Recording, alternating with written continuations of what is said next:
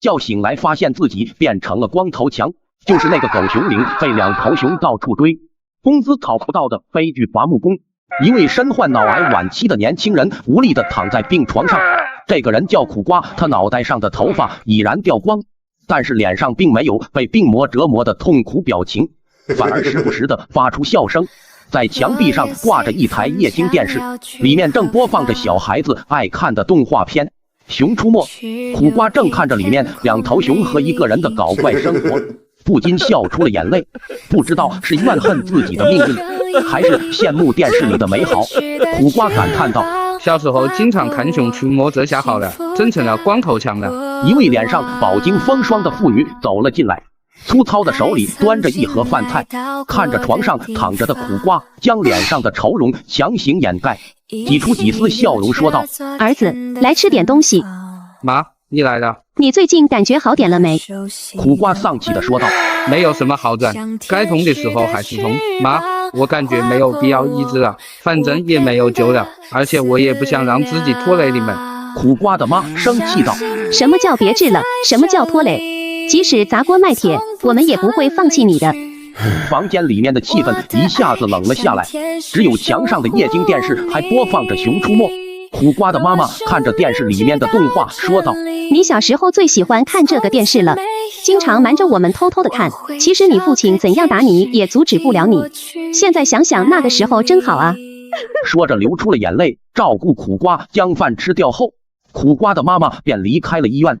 望着妈妈匆匆离去的背影，苦瓜知道妈妈是去赶着工作，父亲没能来也是因为工作脱不开身，两人都为了苦瓜的医疗费而努力奋斗着。夜晚，苦瓜看着电视迷迷糊糊的睡过去，一股淡黑色的气体从苦瓜的身上飘了出来，在身体上空盘旋了一阵之后便消散了。一阵急促的电话铃声响起，苦瓜叫了一句护士，并没有任何人回应，伸手向周围摸去，突然摸到一股清晰的木头质感的床。苦瓜从睡梦中惊醒，睁开双眼，看见周围都是古朴的家具、破旧的家电，还有一个正在嗡嗡作响的大哥大，这些都不是医院能有的东西。这里是哪里？我不是在医院吗？郝强陷入慌张之中，立马从床上起来，走了几步，发觉身体的异样。自己不是因为化疗长久不运动，导致身体非常的虚弱吗？怎么现在感觉非常健康了，而且身材还这么瘦弱，皮肤黝黑，手上长满了老茧。那边的电话还在嗡嗡作响，苦瓜走了过去，将电话接通。光头强，你还想不想干了？竟然不接我的电话！光头强，光头强，快点给我说话！你是不是不想干了？前几个月的工钱，你还要不要了？看着周围熟悉的东西，猎枪、帽子、皮衣、破沙发和旧电视，苦瓜心中有了猜测，立马朝镜子那边走去。这副身体真不是原来的自己，镜中的男人有着光秃秃的脑袋，浓黑茂密的双眉，脸上有着一个大大的鼻子。真的是光头强，我怎么会变成光头强呢？难道是因为我看着熊出没睡着了才变的？这也太丑了吧！光头强，你在说谁丑？注意你的措辞，工资还想不想要了？苦瓜也明白了，电话里大声叫喊的人是光头强的老板，姓李，外号李扒皮，在电视里以幕后黑手的形式出面。虽然还没有接受自己变成了光头强，但是依旧气不打一处来，将电话挂掉，开始熟悉周围的环境，衣柜、电视机、沙发、火炉，还有刚才误以为床的炕。走出卧室，一个大大的木桌摆在正中央，左边便是厨房，锅碗瓢盆一应俱全，旁边放着一个老旧的冰箱。苦瓜再向一道小门走去，打开看是一个马桶，这里便是卫生间。向屋子的大门走去，推开后，一段木头制作的楼梯绵延而下，向远处望去，一堆由木头制作的栅栏将这个房子围住，形成了一个庭院。这里真的与动画片里面的熊出没中光头强的家一模一样。苦瓜已经确定了自己真的来到了熊出没的世界，而自己成为了里面的一个主角。光头强在另一个世界，我应该已经死了吧？只是不知道另一个世界我的父母现在怎么样了。白发人送黑发人应该很难过吧？现在却有机会重活一次，这是老天爷给自己的机会。既然来到了这个世界，我以后就叫做光头强吧。用了你的身体，以后你的因果就由我来承担，我会好好照顾你的父母的。变成光头强的苦瓜。吃饭时家里仅有一个馒头，为了找食物去森林里冒险，不料碰到了熊大熊二。时间来到了中午，光头强躺在椅子上享受着暖和的阳光，肚子传来的叫声将光头强惊醒，摸了摸自己的肚子，竟然忘了还要吃饭，去看一看家里还有什么东西，便向客厅里面走去。这是什么东西？金光闪闪的。打开电饭煲，里面空空如也。打开炒菜的锅，里面也什么都没有。光头强无奈的向冰箱走去，打开冰箱，直接傻眼，里面除了一个馒头，什么都没有。就让光头强对自己有了一个新的认知，穷困潦倒都不足以形容。拿出家里仅有的一个馒头，不禁感叹生活过得实在是太差了，心里对李老板的气也是越来越大。刚才的电话已经表明，李老板又拖欠了自己几个月的工资没有给，自己只能吃馒头了，还得给他打工，真是丧尽天良！必须得把自己的工资要回来，不能便宜了这个篱笆皮。将馒头放在锅里蒸了起来，不一会儿里面传来了一阵阵香气，将光头强的口水都勾引了出来。怎么会感觉这个馒头这么香呢？难道是我饿得太久了？这个篱笆皮，我一定要让它好看。很快，馒头蒸好了，光头强迫不及待的将馒头拿了出来，迫不及待的吃了起来。馒头不大，2口就全部下了肚，还没吃明白就没了。摸了摸还没有填饱的肚子，走进了房间，寻找自己的存折。在炕上的枕头下面压着一个存折和一个钱包，将存折打开一看，里面的存款只有200元。打开钱包，里面只有身份证、驾驶证和几张彩票。看了看彩票的开奖日期，时间已经过了，应该是没有中。光头强凭借着脑中的记忆，开始在房间的各个角落寻找自己藏钱的地方，东找西找，终于又找到了100多块钱。看着挂在墙上的日历，现在才6月初，300多元，这怎么活？根据脑中的记忆，现在的物价并不便宜，尤其是在狗熊岭这么偏的地方，带点肉腥味儿的菜都是非常贵的。在要回自己的工资之前，得想想办法让自己活下来。以前在动画片里，光头强都是没饭吃，有时候得靠2头熊救济，或者自己去森林里面找食的。为了填饱自己的肚子，光头强不得不带上猎枪，前往森林里面去找吃的。对于去森林里面还是比较害怕的，毕竟这是一个真实的世界，里面有2头狗熊，谁知道他们通不通人性？万一把自己嘎掉了怎么办？觉得不保险的光头强先去了自己的仓库，将一把电锯带上，再把身上露出皮肤的地方全部都裹了起来，然后沿着小路向森林里面走去。随着光头强向里面越走越深，周围的环境也越发的深幽起来。走了不久之后，抬头发现在一棵树上有一个马蜂窝，这个蜂窝非常的大，里面应该有不少的蜂蜜。想到野生的蜂蜜，光头强的口水不禁流了出来。光头强向四处打望了一下，发现并没有什么危险，于是收集起了柴火，在这个蜂巢下面点起了火，火堆升起了浓浓的烟，将蜂巢笼罩在其中。蜂巢里面的蜜蜂躁动了，随后起来飞出了蜂巢。光头强躲在旁边的一个草丛里面，看着在蜂巢周围飞舞的马蜂，走强一阵后怕，这么大的马蜂要是蛰到了人，那不得吃人命。再到蜂巢周围的蜜蜂散去，光头强从草丛里面走了出来，看着挂在高处的蜂巢，拿起电锯锯倒一棵细长的树，将锯倒的树稍作修整，变成了一个长长的杆，然后开始费力的用手中长长的杆将蜂巢打下来。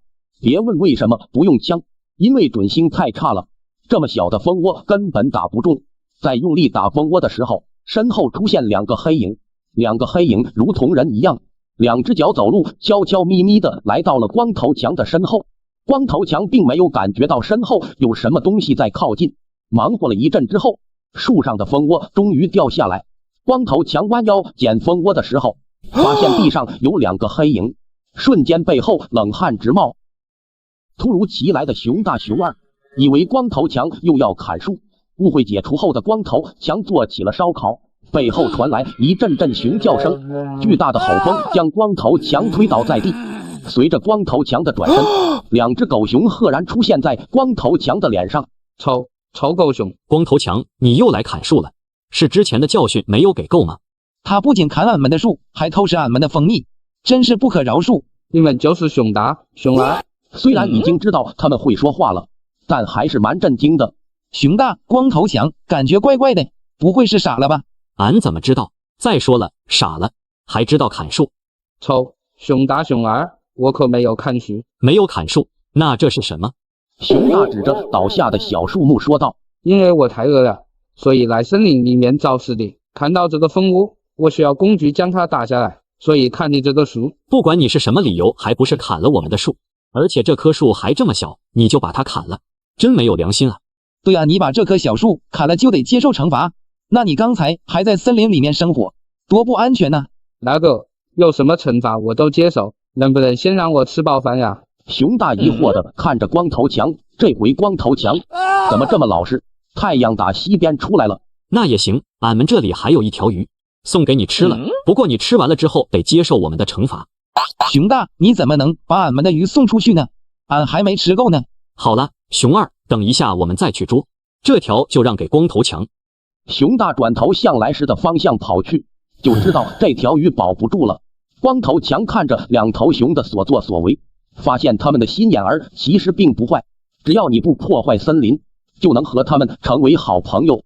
很快，熊大就回来了，手里拿着一条大鱼，走到光头强的面前，将鱼递给光头强：“快点拿去吃吧，吃完了要接受惩罚了。”谢谢你，熊大，还有熊二，我这里也有很多蜂蜜，你们也来吃点吧。熊二立马点了点头：“好啊，好啊，熊大，俺们快去吃蜂蜜吧，俺快饿死了。”吃就知道吃，你可真是个大饭桶。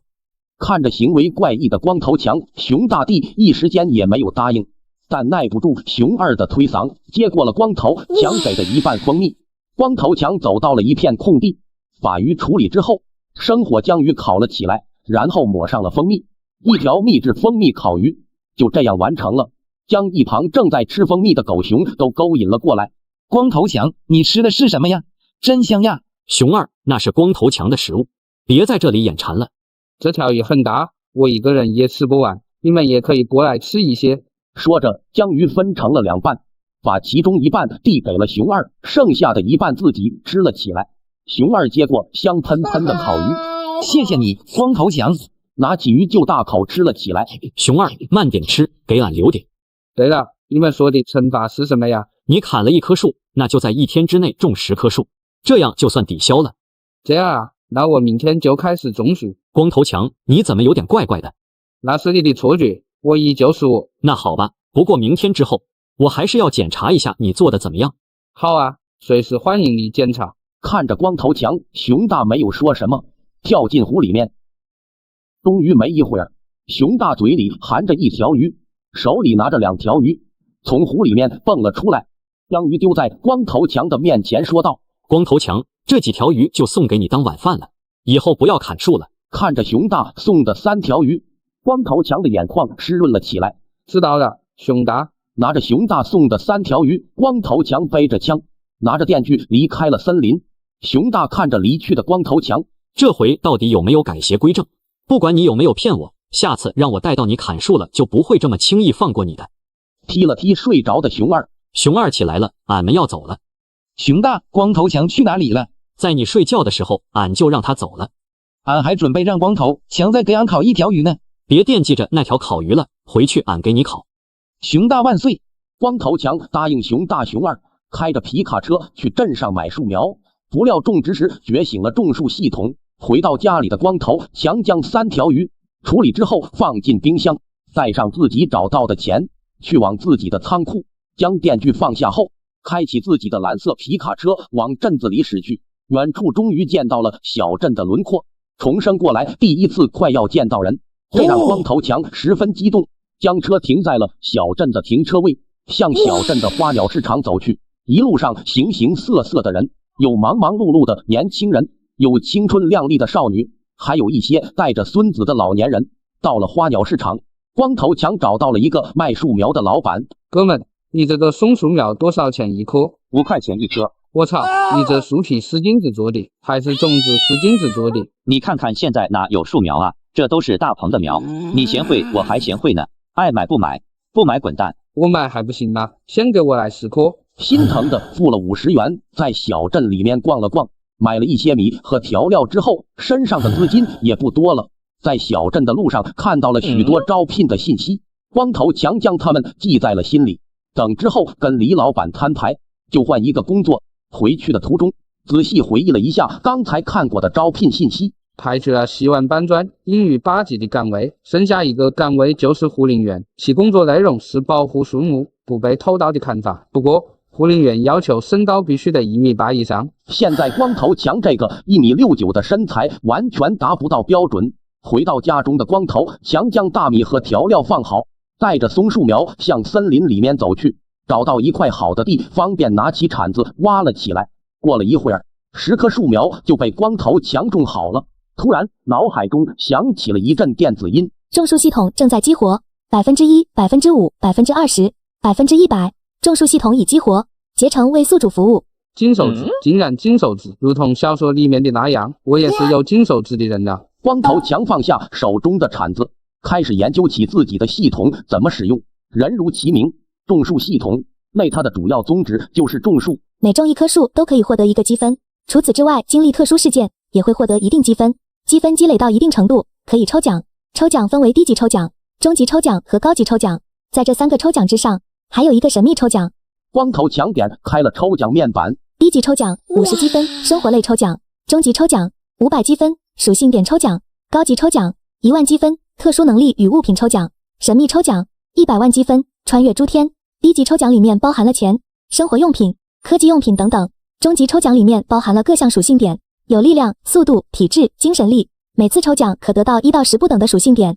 高级抽奖里面包含了很多特殊的能力和特殊的物品，可以是武侠世界里面的武功，科技世界里面的高科技，魔法世界里面的魔法。神秘抽奖就是位面穿梭，可以去往不同的动漫世界。看着抽奖系统里面眼花缭乱的奖品，光头强直接陷入了喜悦的心情。打开属性面板，光头强，力量10，成人极限为10，体质15，成人极限为10，速度10，成人极限为10，精神力15，正常人一般为10，但是无极限。特殊能力，授予精通，聪明绝顶，神之一手，坚毅不倒。光头强的属性把自己吓了一跳，除了速度和力量，其他都远超成人极限。点开精神力的介绍，精神力是由智力与意志力组成，智力一定，但是意志力没有高度。一个人的意志力越强，精神力也就越高，所以精神力无法估量。授予精通，能够听懂动物到底在说什么。聪明绝顶，时不时的摸摸自己的光头，有极小的几率会出一个奇妙的点子。神之一手，能够娴熟的使用各种工具制作机器。坚毅不倒，受到致命伤害时可以获得90%减伤，持续半个小时。看到最后一项积分，里面显示的有10个积分，这应该就是刚才种树获得的积分。1棵树1点积分，一次低级抽奖需要50积分，也就是需要种50棵树。光头强将系统面板收了起来，拿起放在地上的毯子，开着皮卡车回了家。刚得到新手大礼包的光头强就被催木头的李老板大骂，不料反被光头强抓住了把柄，将米饭蒸好，再拿1条鱼出来做1条红烧鱼，一顿较为丰盛的晚餐准备好了。光头强大口的将鱼和饭吃得精光，幸福的拍了拍自己的肚子，将碗洗了之后就躺在炕上望向窗外的天空。夜晚狗熊岭的天空是如此的明亮，看到这么美丽的风景真是一种享受。光头强继续研究着种树系统，发现面板上的右上角有一个红色的礼包，意念点击，红色的礼包一下子就打开了。恭喜宿主打开新手大礼包，获得低级抽奖1次，中级抽奖1次，专属武器抽奖。这个专属武器抽奖是个什么东西？光头强点了专属武器抽奖，一把普通的电锯出现在光头强的面前。开去吧电锯，专属武器抽奖，难道我强哥这辈子只能用电锯吗？看着面前这把普通电锯的信息，拥有永不破损和绝对锋利的特性。永不破损的特性代表着电锯永远不会坏，绝对锋利的特性代表着电锯能切割一切东西。绑定宿主后，可在任何位置随意召唤，绝不掉落。我操，这是普通的电锯？你告诉我那个普通的电锯这么牛逼？光头强举起手中的电锯，大声笑道。光头强将电锯放好，继续看着另外2个抽奖机会，点击了一下低级抽奖，一沓物品从系统里面掉了出来，钱，竟然是钱，这可真是解了我的燃眉之急。这一大钱竟然有3000块，这是一笔不小的数目。光头强打开了终极抽奖，5点属性点出，现在系统面板上。看来第一次抽奖运气都会不错，保的至少是一个中等的奖励。打开手信面板，光头强力量10，成人极限为10加，体质15，成人极限为10加，速度10，成人极限为10加，精神力15，无极限加，剩余属性点5。看着属性后面有了加号，带有强迫症的光头强在体质上面点了5下，将体质变成20。此时光头强的属性体质20，成人极限为10，剩余属性点0。加点完毕的光头强感觉全身一热，光头强发现自己长高了，长到了1.7米。不过让光头强好奇的是，20点的体质怎么才勉强1.7米？光头强躺在床上久久不能入睡，再次看向系统面板的时候，突然发现特殊能力上多了一个低级自愈力。低级自愈力是一个成长型的天赋，能够让人较为快速的恢复伤口。光头强猜测这个天赋的觉醒与体质达到20有关，在迷迷糊糊之中，光头强睡着了。叮叮叮，又是一阵急促的电话铃。光头强从睡梦中惊醒，伸手将电话拿了过来，接通后，光头强，你是吃了雄心豹子胆了？昨天竟敢挂我的电话，你是不是不想干了？这周如果不交上3倍的木头，你休想拿到1分工资。对，强哥，我今天就是不干了，劝你将几个月前欠我的工资快点结清，否则别怪我无情。哟，还强哥还想要工资？这个月的木头没寄来，1分都不要想拿到。小强，你知道你现在住的房子是我建的吗？里面的东西全部都是我买的。如果你辞职的话，就得给我离开这里，而且还要赔我住宿费、物件折旧费。好啊，大不了我们鱼死网破，你违规雇佣工人偷砍树木，拖欠工资不给，而且你公司偷税漏税严重，别以为我什么都不知道。为了今天，我可是找了不少关于你公司和你的黑料，大不了我们一起坐牢。李扒皮立马醒了下来。那个，强哥，我刚才说话是大声了点，你不要介意啊。我还是喜欢你刚才那股桀骜不驯的样子。强哥，我们有事好商量，别动不动的就叫警察来，有什么事我们私底下解决就好。哦，是吗？我最近手头有一点紧，需要点红色的东西送一送，你知道哪里有这个东西吗？我这里有，不知道强哥要多少啊？把之前欠给我的3个月工资全部发给我，还有之前你随意克扣我的工资也全部还给我，不然的话走着瞧。当然，欠了强哥的钱我一定给，并且1分不少的还给你。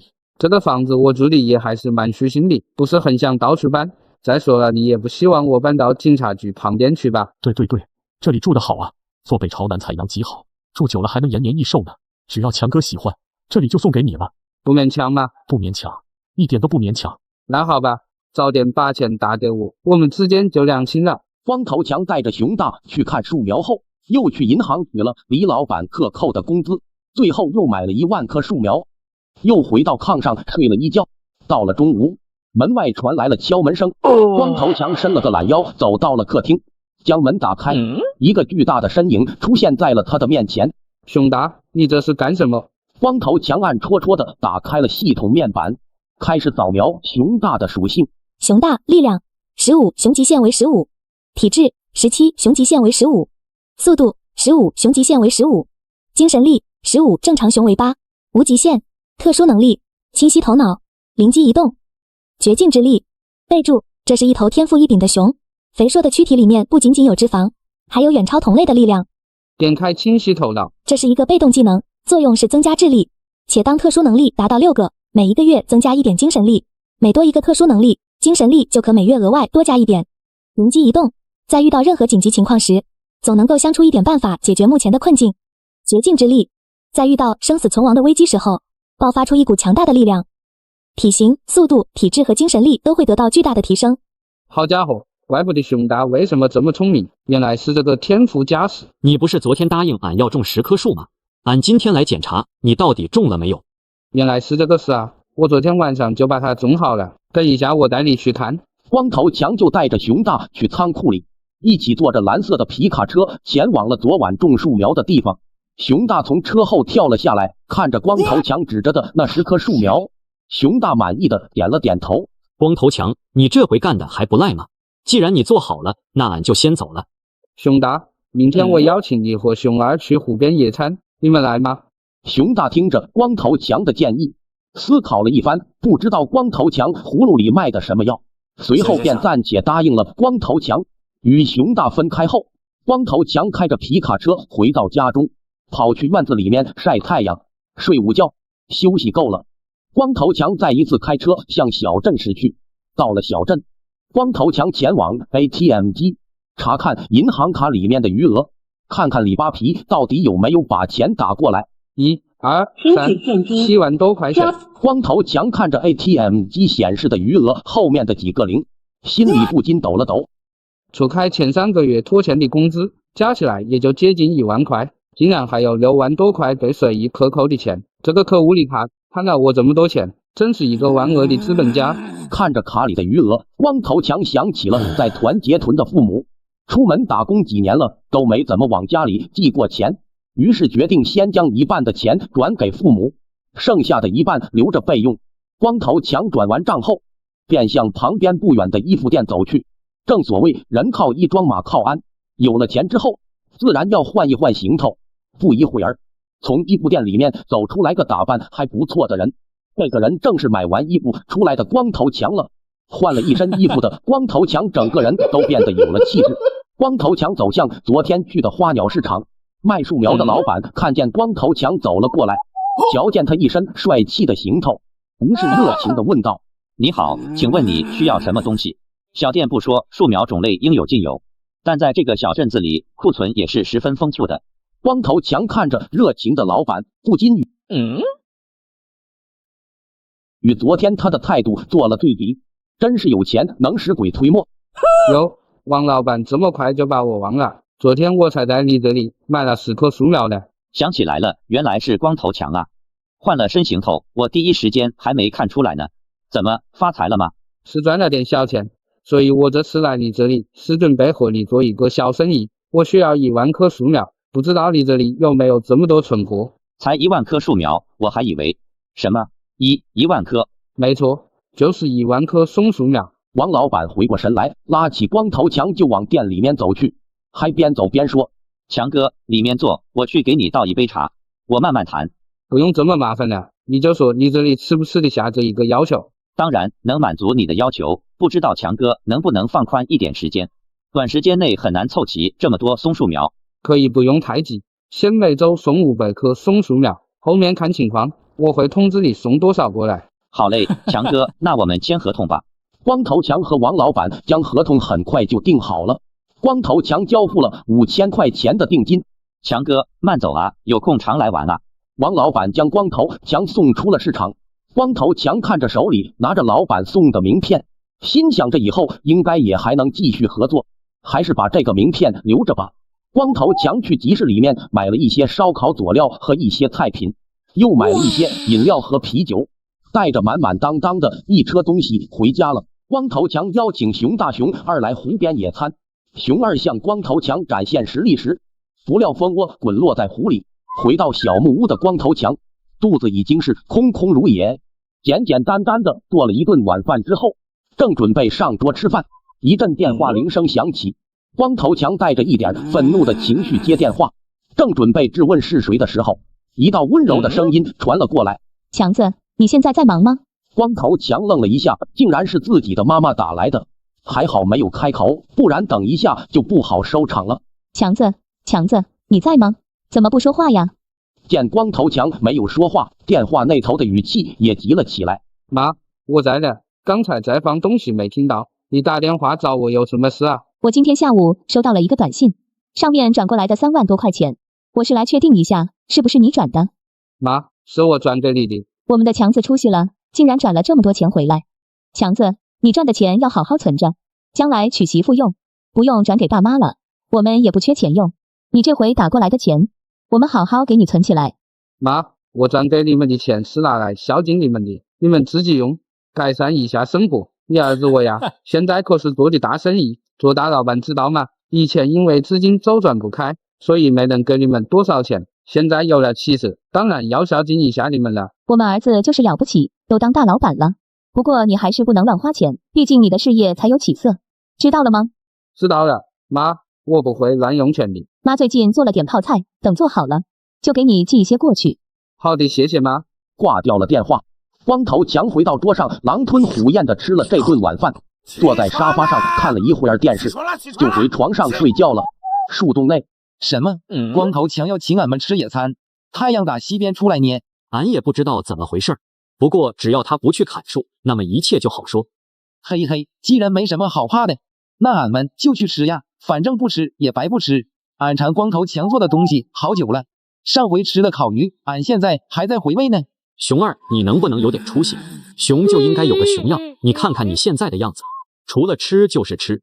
可是那个东西太好吃了吗？俺就是忍不住。明天去光头强那里吃东西，俺们也不能空手去。明早天亮，我们带点蜂蜜蘑菇过去。所以今晚俺们要早点睡。知道了，熊大。说完，熊二连滚带爬的跑去睡觉去了。这个熊二，而此时，光头强已经开着自己的皮卡车来到了湖泊旁边，将烧烤架放在旁边，再把烧烤佐料摆放整齐，将准备好的食材拿了出来。荤菜有鸡翅、猪肉、牛肉和小龙虾，素菜也带了不少。光头强将食材带到湖边开始处理。处理好食材的光头强正在安装烧烤架，突然听到后方传来一阵声音：“光头强，俺们来了！”熊二抱着2个蜂窝，光头强回头一看，原来是熊大熊二。光头强打开面板，看向了熊二。熊二力量17，熊极限为15，体质17，熊极限为15，速度15，熊极限为15，精神力9，正常熊为8，无极限。特殊能力能吃是福，大智若愚，绝境之力。备注：这是你遇到的第2头天赋异禀的熊呢，它更为特殊，能吃是福。通过不断的进食可以积累福气，吃东西感到越开心，福气积累的就越快。当福气积累到一定程度时，会有奇妙的事情发生。大智若愚，通过不断的好吃懒做可以积累智慧值，当遇到困难的事时可以消耗智慧值解决，事情越困难，消耗的智慧值就越多。绝境之力，在遇到生死存亡的危机时候，爆发出一股强大的力量，体型、速度、体质和精神力都会得到巨大的提升。收回心神的光头强笑着对2头熊说：“熊大熊二，你们这么早就来了，我才开始准备的。”熊大抱着水果和蘑菇：“俺们总不能白吃白喝吧？还是给你做一点事情吧。”“对呢，你有什么需要俺们做的尽管开口，俺们力气很大的呢。”说着，熊二在光头强面前摆个 pose， 手中的2个蜂窝一下子就掉了下来，一路向湖中滚去。光头强和熊大看着滚动的蜂窝，立马大叫道：“熊二，你的蜂窝！”“蜂窝！糟糕，坏事儿呢！”熊二这才反应过来，迅速趴在地下，4条腿用力飞奔的向滚落的蜂窝跑去，想要将蜂蜜救回来。滚落的蜂蜜险些掉入湖中，却被赶来的急毛所救。众人为了野炊准备了100条鱼。蜂窝滚动的速度很快，即使熊二、光头强和熊大想要将它救回，也还是差了一段距离。眼见蜂窝快要掉进湖水里，突然飞来一根藤蔓，将2个蜂窝拉了过去。光头强和狗熊都愣住了。只见森林那边的草丛耸动，蜂窝也一高一低的被抛着，一大一小2个身影从草丛里面钻了出来。吉吉、毛毛，你们怎么来了？怎么，我可是吉吉国王，这片森林都是本王的领地。再说了，我们可是救了你们的蜂蜜，不感谢我们吗？就是，我们吉吉国王可是把你的蜂蜜救了回来，不感谢我们吗？熊二跑到吉吉旁边，双手伸向吉吉手里的蜂窝。谢谢你，吉吉，要不是你，俺的蜂蜜就没了。吉吉一脸嫌弃的将熊二推开，将蜂窝丢给了毛毛，走向光头强。光头强，怎么在这里？还有，你们身后的这些器具和食材是怎么回事？吉吉突然恍然大悟，可恶，你们3人竟然背着本国王偷偷来这里吃烧烤，这种好事竟然不邀请本国王。吉吉，你要来加入我们的野炊吗？听到光头强发出的邀请，这可是你邀请本王来参加的，本王可没有想来，不过给你个面子，本王就勉为其难的参加了吧。毛毛，将蜂窝还给熊二，还有把本王家里的水果给带来，本王可不想吃白食。光头强看着吉吉正在吩咐毛毛事情，突然想起了森林里面还有1只松鼠、1只猫头鹰和1只土拨鼠。吉吉，能让毛毛把森林里面的小伙伴召唤来吗？我们大家一起来吃烧烤。吉吉摸了摸下巴，稍加思索后，毛毛，你回家的时候顺路叫上蹦蹦、图图和萝卜头，就说光头强请我们大家吃烧烤。好的，吉吉国王，我一定圆满完成任务。熊二抱着2个蜂窝向光头强走去，把蜂窝给了光头强。那个光头强，就是你那天的蜂蜜烤鱼，俺还想吃，能不能给俺做一条？光头强笑道：当然可以，不过我这里没有鱼，你去湖里抓一些上来吧。熊二一听有蜂蜜烤鱼吃，双手抱着光头强，对着光头强的脸亲了又亲，高兴地说道：光头强，你可真好，俺马上就下去抓鱼。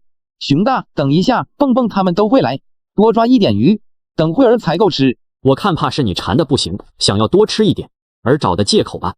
眼见自己的想法被拆穿，熊二用脚在地上画了画圈圈。好吧，俺们一起去捉鱼吧。熊大万岁！说完，熊二转身就跳进了湖里面，熊大不紧不慢地跟在身后。这个熊二，谁叫俺是你哥呢？熊大走到了湖边，也跳了进去，看着2头狗熊在湖里抓鱼。